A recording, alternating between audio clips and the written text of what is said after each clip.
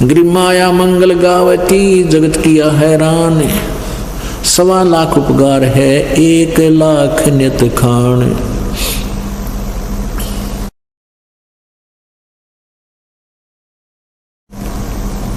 ऐसी दूती जोगनी जगत किया बैरून, आन अटक माने नहीं ये माया चढ़ी खून।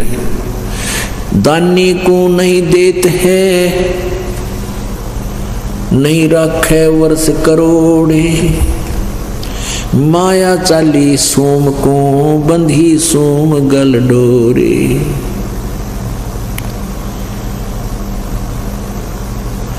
अब क्या बताते हैं कि परमात्मा माया जो दानी व्यक्ति होते हैं वो संग्रह संचन नहीं करते, और जो सूम होते हैं जो कंजूस होते हैं उनके पास माया का संग्रह घना होता है। तो क्या बताते हैं, या माया मेहरी भई गई सोम दरबार, दानी के नहीं जात है के कारण करतारे। दानी को तो देत हूँ मैं ज्ञान ध्यान विश्वास, और भक्ति गरीबी बंदगी जो न्यपजय निज दास। शील संतोष विवेक दो दया धर्म कुल साज, ज्ञानी गलता न रहे ना ममता की दाज। अब यहाँ प्रश्न उत्तर आप ही कर रहे हैं परमात्मा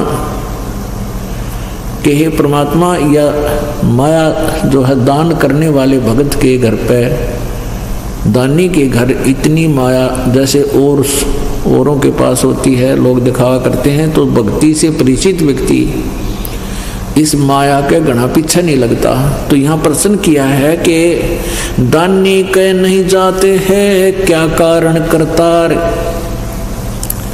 तो परमात्मा कहते हैं मैं अपने भगत के पास इस विष को घना नहीं रहने देता, और ज्ञानी दानी को तो देत हूँ मैं ज्ञान ध्यान विश्वास, और भक्ति गरीबी बंदगी ही जो न्यपजय निज दास। कहते हैं अपने जो दान करते हैं उनको भक्ति गरीबी आधीनी और भक्ति गरीब बंदगी देता हूँ, ताकि मेरी आत्मा इस काल के जाल से निकल सके। और माया तो इस जीव की बेड़ी है, गले पैरों में पड़ जाती है। शील संतोष विवेक दो दया धर्म कुल साज, यानी भक्त को तो मैं शील संतोष विवेक, विवेक क्या बताते हैं कि जैसे यही विवेक है वही माया। परमात्मा साईं इतना दीजिए जिसमें कुटुंब समावे, हम भी भूखे ना रहे अतिथि ना भूखा जावे।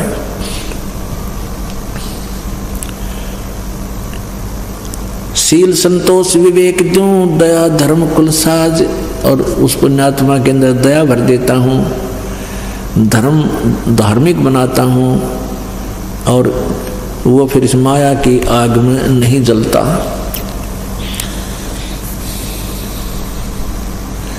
माया प्रत्यक्ष काल है ये माया प्रत्यक्ष देव, और माया राजक राम है भोजन जोगी सेव।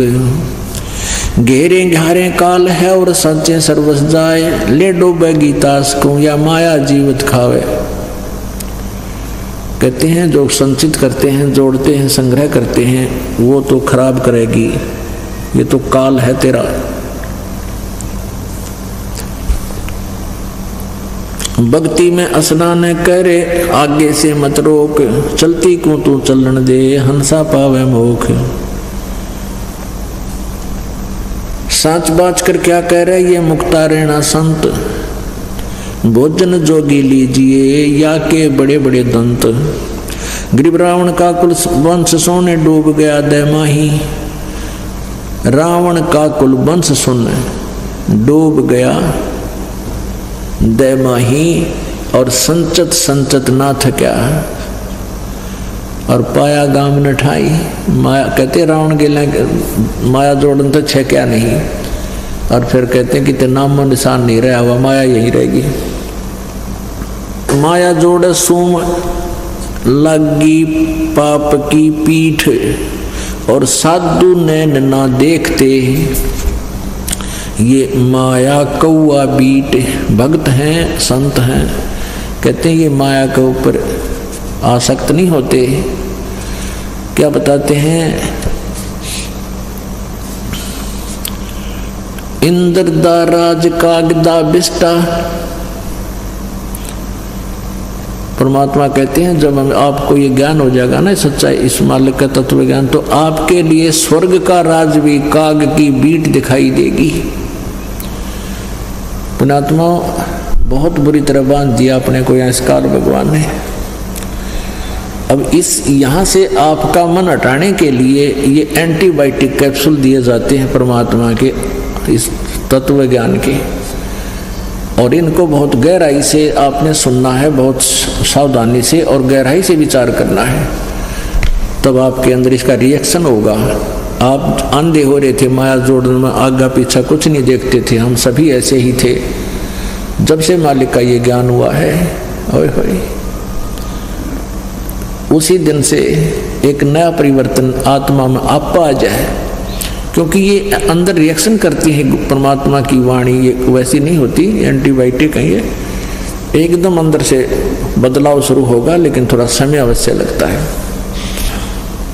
माया साची सोम को ये लगी पाप की पीठ, साधु नैन न देखते या माया कौआ बीट। कहा इंद्र के धाम की सभी लागी लार, सतनाम उर्म धरा ये संत उतर गे पार। माया मैलों चढ़ गई ये मारे मोटे मीर, कोई एक साधु बच गए ये फूके फकर फकीर। माया मैलों चढ़ गई खा लिए बड़खान, योद्धा मारे गर्द करे कोई न पावे जान। एक माया दुख भंजनी एक माया दुख मूल, एक माया तो गंध है एक माया है फूल। कहते हैं एक माया दुख बंधनी यानी दुखों को दूर करने वाली है, और एक माया दुख मूल, एक माया दुख का कारण है, जड़ है, और एक माया तो गंध है एक माया है फूल। अब कौन सी तो दुख बंधन करने वाली माया है, कौन सी दुख यानी फूल है, और कौन सी गंध है, गंदी है। दान माया दुख भंजनी जोड़त है दुख मूल, अब है अंतर की गंध है या दिखत की है फूल। कहते हैं दान जो करते हैं या माया तुम्हारे संकटों का निवारण करने वाली है, और जो जोड़ जोड़ के रखते हैं ये सब दुखों की जड़ है तुम्हारी। जिसके पास धन है उसको रात में भी नींद नहीं आती, क्योंकि धन 2 नंबर के काम बिना नहीं बनता, और 2 नंबर के काम में दिन रात दुखी रहा इंसान। फिर वो माया न कोई ले जाएगा, कोई दे को ना को कभी किसी बात की चिंता, फिर झगड़ा हो जाए, लट्ठम लट्ठा मुकदमे चल रहे बिरानवाटी। तो क्या कहते हैं कि दान माया दुख भंजनी संत तय दुख मूल, अभय अंतर की गंध है दिखत की तह है फूल। माया सर्वस्मान है माया सर्वस मध्य, दास गरीब सतगुरु कहें यह तजो काल की हद, यानी काल की हद इसकी बाउंड्री से बाहर चलो जब सुख होगा। मन तू सुख के सागर बस रे भाई और न ऐसा यस रे। मन तू सुख के सागर बस रे भाई और न ऐसा यस रे। अब क्या बताते हैं परमात्मा से परिचित होने के बाद गरीबदास साहिब जी कबीर परमेश्वर की महिमा बता रहे हैं। मन तो सुख के सागर बस रे भाई और न ऐसा यस रे। अब सुख का सागर क्या है? सुख सागर, सतलोक को सुख सागर बोला है परमात्मा ने।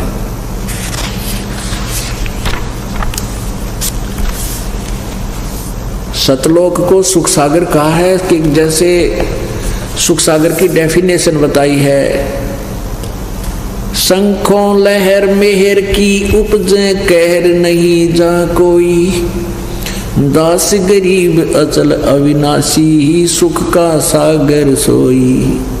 शंखों लहर मेहर की उपजे। पुण्यात्माओं, अब आपको यह बात समझ में आवेगी।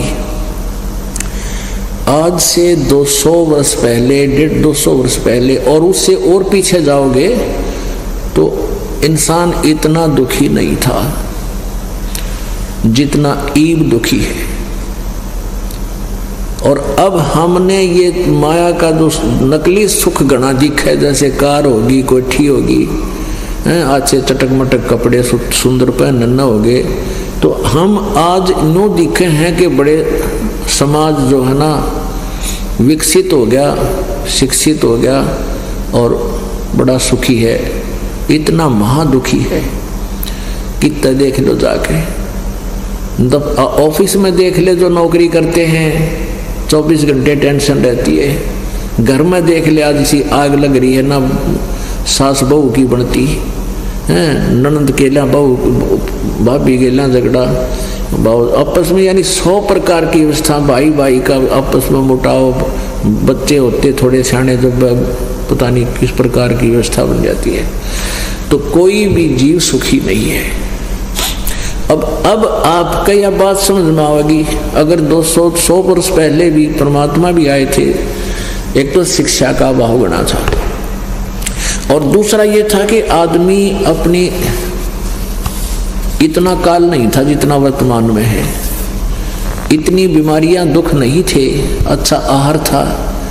आज से 50 वर्ष पहले की तो हमें याद है, कम से कम 10-12 साल के हम समझने लगे थे। उसमें जो हम दूध, घी और अन्य अन्न आहार करते थे, वो टेस्ट आज नहीं रहा उस अन्न में, ना घी में रहा, ना दूध में रहा, और ना वो शरीर ऐसा स्वस्थ और ऐसा तगड़ा रह रहा। तो कहने का भाव ये है कि पहले हम बहुत ठीक थे और भगवान को हम उसी समय चाहते हैं जब चौगर दे तो हमारी जो है ना 92 होले। तो आज कोई सुखी नहीं है और इसलिए परमात्मा एक ऐसी शक्ति है, उसको बारे में हमें पता भी होता है कि जो किसी से भी काम ना बनाओ भगवान किया करे, तो फिर हम भगवान की तलाश में चलते हैं। तो आज एक और हमारे लिए वरदान बन गया कि हमने, आप जी ने अब से पहले जितने भी आपके पूज्य देव थे सारे आजमा के देख लिए, और जितने संत थे पंथ थे उड़े धक्के खा के देख लिए, कोई लाभ नहीं हुआ। और फिर यहाँ आके देख लो, रोज नए सुख देगा आपको परमात्मा, और सुख देगा इसलिए कि आप फिर यहाँ आया करोगे और भगवान के इस गुण को समझोगे, परमात्मा को पहचान पाओगे। तो क्या बताते हैं कि शंखों लहर मेहर की उपजे और कहर नहीं जा कोई, दास गरीब अचल अविनाशी सुख का सागर सोई। एक कभी कभी किसी दिन आपके मन में एक ऐसी हिलोर उठती है, इतना आनंद सा बन जाता है, ना कोई बुरा लगता है, दुश्मन के प्रति भी आपका कोई विरोध नहीं रहता। अपने ऑटोमेटिकली अगर उसके प्रति आप ईर्ष्या पैदा करने चाहो ना, उस क्षण में वह भी नहीं हो सकती। ये दास के साथ घनी बार बीत रही है। और उसके जाने के बाद वह होती है थोड़ी बहुत देर की, बस ज़्यादा 1-2 मिनट रह जाया करे कई बार। उसके बाद फिर वो खचड़ा भरा ही अंदर से, वो अपना ये कर दूंगा, वो कर दूंगा, उसने ऐसा नहीं किया, ये नहीं हुआ है, उसका देना था, उसका लेना था। ये कैर की लहर शुरू होगी। वो मेहर की लहर थी, यानी सबके ऊपर दया भाव बन गया। कहते ऐसी सतलोक के अंदर शंखों लहर मेहर की उपजे और कहर नहीं जा कोई, दास गरीब अचल अविनाशी। अचल यानी शाश्वत, जो कभी समाप्त ना हो, अविनाशी और सुख का सागर।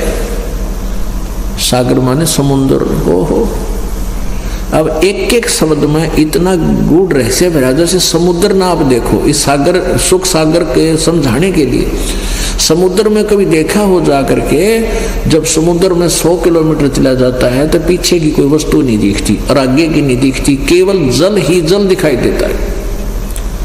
तो कहते हैं उस परमात्मा सच्चे लोक में सतलोक में जाने के बाद वहां वो सुख का सागर है, जहां जल ही जल, यानी सुख ही सुख, सुख ही सुख, सुख ही सुख, दुख नहीं।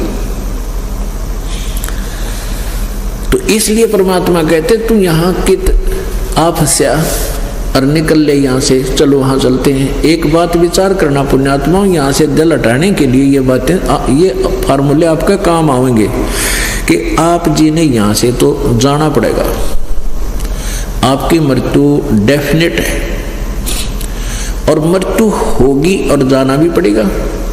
जिस वस्तु को आप अपना मान रहे हैं वो आपकी नहीं है, आपने पहले ना पता था तो बिल्कुल नोट कर लेना किधर डायरी में, ये आपकी कुछ भी नहीं है। ना बेटा तेरा है, ना बेटी तेरी है, ना कार आपकी है, ना कोठी आपकी है, ये काया भी आपकी नहीं है। तो जब हमने मरना तो है ही, चलो जब तक हम यहाँ हैं, हमारा परिवार है, इस परिवार को भी भगवान के चरणों में लगा दे, इनका आप रुखाड़ा होगा। हम बच्चे की कहाँ तक रखवाल कर सकते हैं? हम खेत में जा रहे हैं या अपने कोई नौकरी कर रहे हैं, कोई दुकान पर, कोई मजदूरी पर, और बच्चे स्कूल जा रहे हैं, वहाँ कौन रखवाल करेगा? क्या हम करते हैं? और ना जाने कितनी दुर्घटनाओं में क्या क्या घटना घट रही है। तो कहने का भाव यह है कि इस जब हम पर बच्चों को भी अपने भगवान के आश्रित कर देंगे, इनका भी शुभ कर्म शुरू होगा, आई बला इनकी भी टलेंगी। तो फिर ये सोच कर रखे कि हमने जाना पड़ेगा यहाँ से, तो जाना है तो इसी जगह क्यों ना जाऊं, फिर बोर्ड का ना आना पड़े।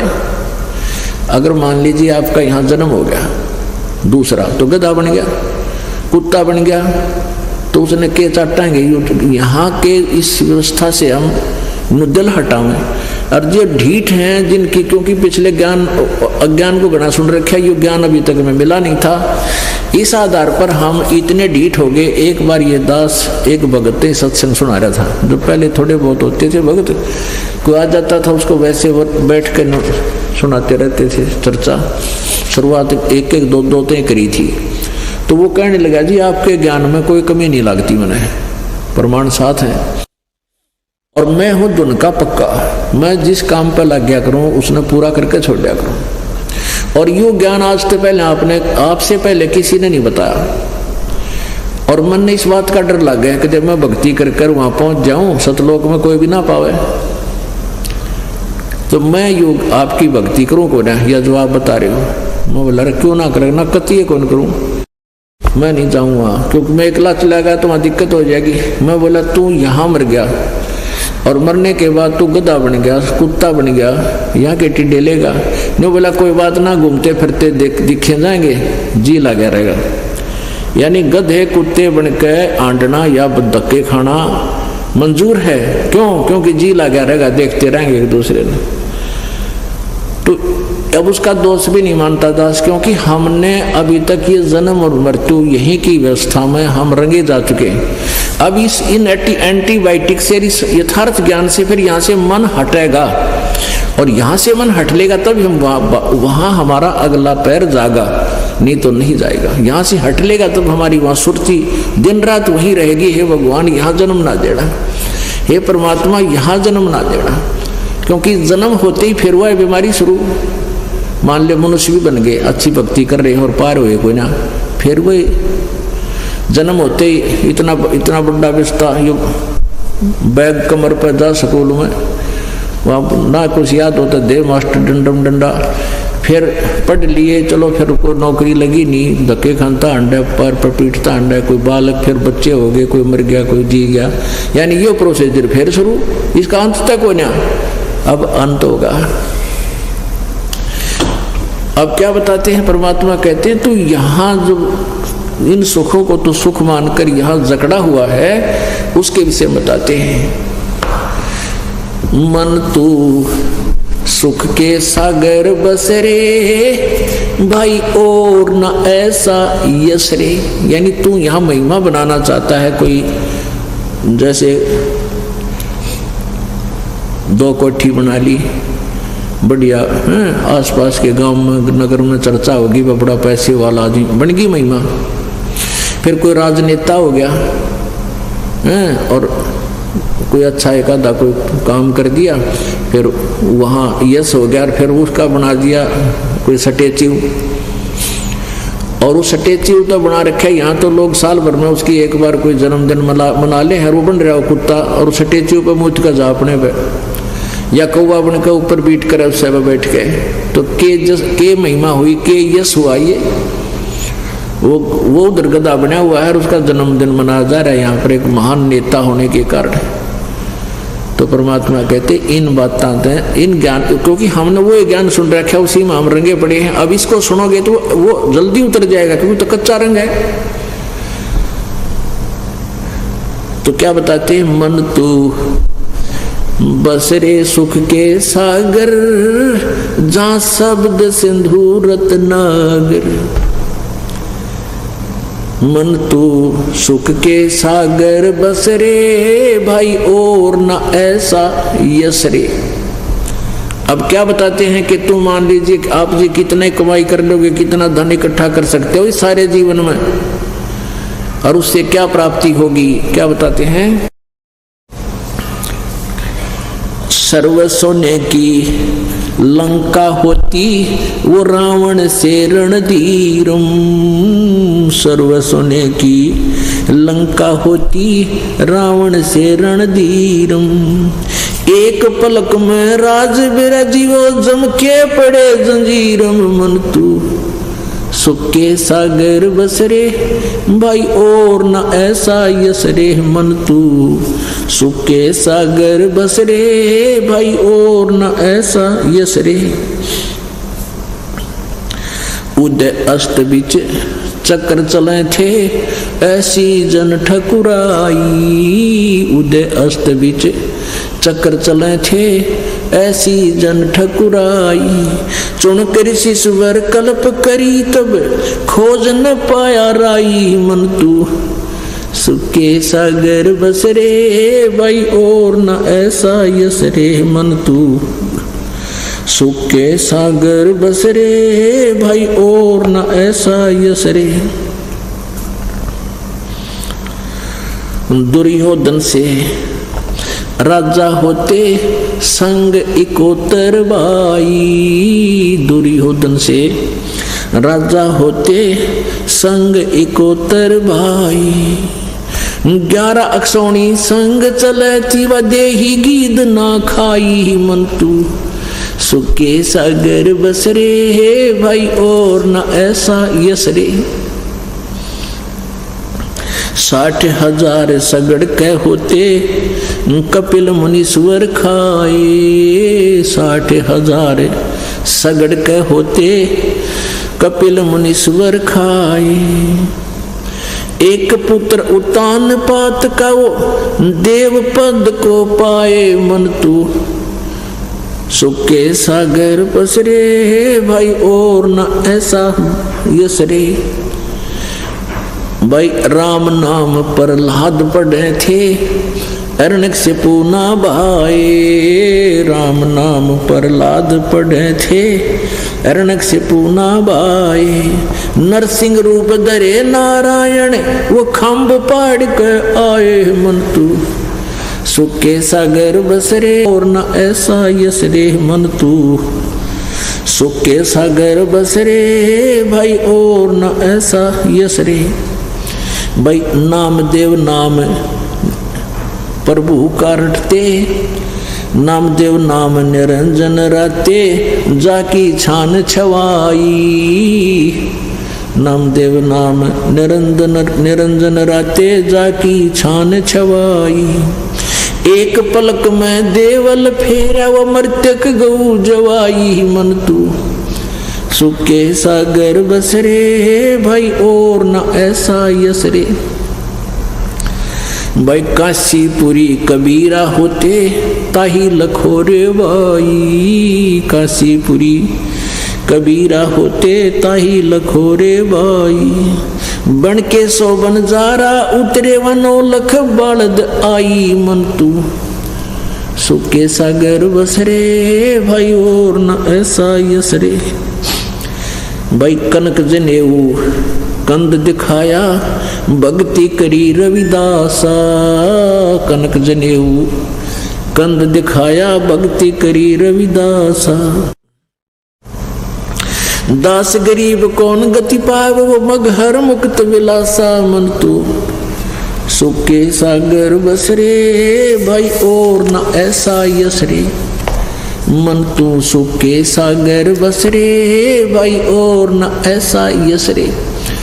अब यहाँ इस शब्द के अंदर संत गरीबदास जी ने परमेश्वर की महिमा सारी बता दी। क्या बताया है कि सर्व सोने की लंका थी वह रावण से रणधीरम, और एक पलक में राज विराजी और जम के पड़े तजीर। सारी सोने की लंका बना रखी थी, सोने की, स्वर्ण की, गोल्ड की, और सूरवीर था रावण।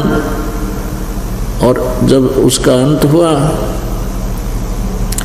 एक पलक में राज विराजी यानी राज से रहित हो गए और काल के फंद गिर गए। पता नहीं किसी और नहीं मजा होगा। फिर बताते हैं उदय अष्ट भी चक्र चले थे ऐसी जन ठकुराई, और तुणक ऋषि ईश्वर कल्प करी फिर खोज न पाया राही। पिछले पुनः के आधार से एक मान दाता नामक चक्रवर्ती राजा था। चक्रवर्ती यानी पूरी पृथ्वी पर उसका शासन था। और एक बार फिर उसके जब समय आ जाता है ना, बैटरी डिस्चार्ज हो जाती है, आगे भक्ति करते कोई ना न्यो दुरुक्ति हुआ कर उनकी। उसने एक घोड़ा छोड़ दिया, उसके साथ सैकड़ों सैनिक साथ भेज दिए, और घोड़े के गले में एक पंपलेट लटका दिया कि जिसने पृथ्वी के ऊपर जिस भी किसी नीचे छोटे राजा ने, किसी नरेश ने चक्रवर्ती राजा यानी मानधाता राजा की अधीनता स्वीकार नहीं है, वो युद्ध करने के लिए तैयार हो जा और घोड़े को पकड़ ले। तो वो घोड़ा सब जगह घूमया, किसी ने नहीं पकड़ा। एक टुणक नाम के ऋषि थे, एक टुणक नाम के ऋषि थे। उन्होंने वेदों अनुसार ज्ञान को अपने आप निष्कर्ष निकाला कि यजुर्वेद अध्याय नंबर 40 के श्लोक नंबर 15 में लिखा है कि ओम कर्तु समर किलवे समर और कर्तुम समर। क्योंकि वेदों में पूर्ण परमात्मा की महिमा कलम तोड़ गाई हुई है, लिखी हुई है, लेकिन पूजा की विधि केवल ब्रह्म तक की ही है, ओम नाम का जाप है। पूर्ण परमात्मा की भक्ति के लिए, उसकी विधि साधना के जानकारी के लिए ऑप्शन छोड़ रखा है कि तत्वदर्शी संत जो परमेश्वर की वाणी से परिचित हो उससे जाकर उपदेश ग्रहण करो, वो बताओगा पूर्ण परमात्मा के पाने का मार्ग। इस बात को वो समझ नहीं सके, उन्होंने ओम नाम को पूर्ण परमात्मा का जानकर साधना शुरू कर दी। हजारों वर्ष तक साधना करते रहे, साथ में हठ योग करते रहे, एक स्थान पर बैठकर उससे सिद्धियां आ जाती हैं। अब उस ऋषि ने देखा कि ये घोड़ा जिसके ऊपर कोई विराजमान नहीं है, सैनिकों से उसका कारण जाना कि इस घोड़े पर आदमी सवार क्यों नहीं है। सब बताया कि राजा मानधाता चक्रवर्ती का पर्सनल औरस है और इस पर कोई नहीं बैठ सकता। इसके गले में ये लिखा हुआ, इसमें लिखा है कि जो राजा, जो भी कोई नरेश और चक्रवर्ती राजा के अधीनता स्वीकार करना नहीं चाहता है, वो युद्ध करने के लिए तैयार हो जाए, घोड़े न बांध ले। अब जब खोटे लग गए हैं ना, न्यू लग गए हैं, अब उधर से उस ऋषि के भी खोटे लग गए, उधर से उस मानधाता चक्रवर्ती के भी बुरे दिन आ गए। अब टुणक नाम के ऋषि ने वेदों तक की साधना, काल की साधना की और एटम बम बन गया। उसके मन में फिर काल के हाथ में रिमोट है, मन में उत्पन्न कर दी है भावना कि राजा को अभिमान हो गया, इसके अभिमान को मैं ठीक करूँगा। तो उस ऋषि ने कहा कि भाई सैनिकों, इस घोड़े को मैं पकड़ लेता हूँ, राजा का युद्ध मैंने स्वीकार कर लिया। अब वो सैनिक कहने लगे, अरे कंगले, तेरा दाने खाना नहीं, दाने तो खाने को नहीं, और तू युद्ध करेगा चक्रवर्ती राजा से? तेरी क्यों साथ बोल दे रही है, क्यों तेरी सामत आ रही है? अपना बैठ के भक्ति कर ले, रट ले राम, टाइम पास कर। तो वो कहने लगा, भाई मैंने जो कह दिया ना, मैंने युद्ध स्वीकार कर लिया। तो सैनिकों ने वो घोड़ा बांध दिया उसी वृक्ष का, जिस वृक्ष के नीचे झोपड़ी थी माँ इस शुनक ऋषि की, और राजा को बता दिया कि आपका युद्ध एक चुनक नाम के ऋषि ने स्वीकार कर लिया। राजा के पास 72 करोड़ सेना